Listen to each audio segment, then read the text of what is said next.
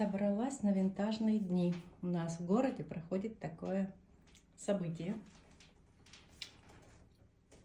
Сшила себе платье, перешила в стиле 20-х годов. Так этот наряд смотрится вместе с очками и с таким шазюблем, если будет немножко прохладно.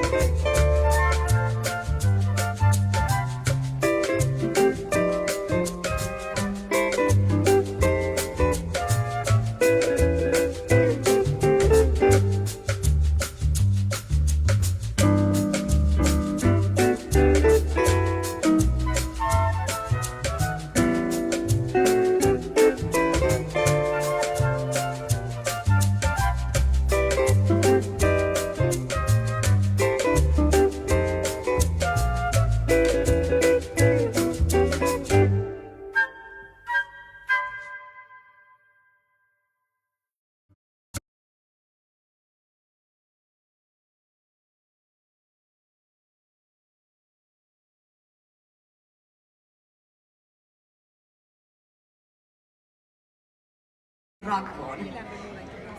Se on ollut mulla vuosia ja mä olen kirjoittanut sillä Disakan tarinoita. Kiinnostaa. Minkä tyyppisiä tarinoita ne on? Se on salaisuus. Okei.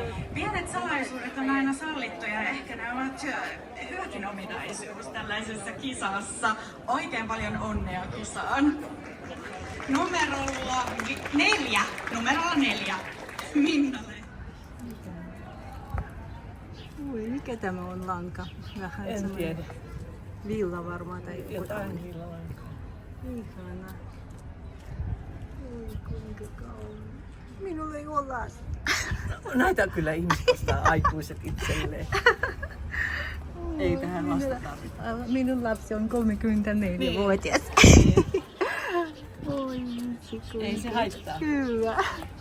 Ei se ainakaan haittaa. Näitähän on, nämä on meidän vapaaehtoisen tekemiä, niin koko raha menee Unicefille. Niin. Minä myös neuvolaan, mutta valitettavasti ei ole aika neulaa, koska minulla on ompelimaan eri tässä. Ja Niin työn minäkin jälkeen. neuloa, mutta ei näitä. Että meillä on Aha, semmoinen no niin. Ulla, meidän Ulla, joka neuloo. Okei. Ihana työ tietysti. Tämäkin hyvä idea. Kissat varmasti kaikki tykkäävät. Ja sitten meillä on näitä tehtiin kissanleluiksi, mutta näitä Aha. tykkää lapset. Aha. Oi, ihana. Pikku koukko varmaan joku mikä numero 1 varmaan. En ehkä kakkosen. Tämä on eri tekniikka tuo. Se on frivolity. Joo, ja frivolity. Ihana. No niin, katsotaan mitä vielä on ja sitten... Ne ei ole itse tehtyjä, Aha, niin. mutta kaikki muu on itse. Okei. No tämä pitää.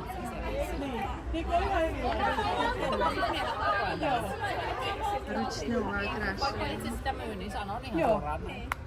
Ei niin, kato sillä mitä se on. Hankala valita. Niin. Ihana väri. Mutta siis, Onko tämä silkki ja moharia silkkiä, niin. Kyllä minäkin voin vastata, mutta sinä tiedät näistä paljon. niin, 25 varmaan silkkiä. Siinä oli, miten päin se Tääkin on oli? ihana Silkkiä väri. 28. Nousee. Niin. Tässä on sen pari. Joo. Sitten olisi toisaalta ihana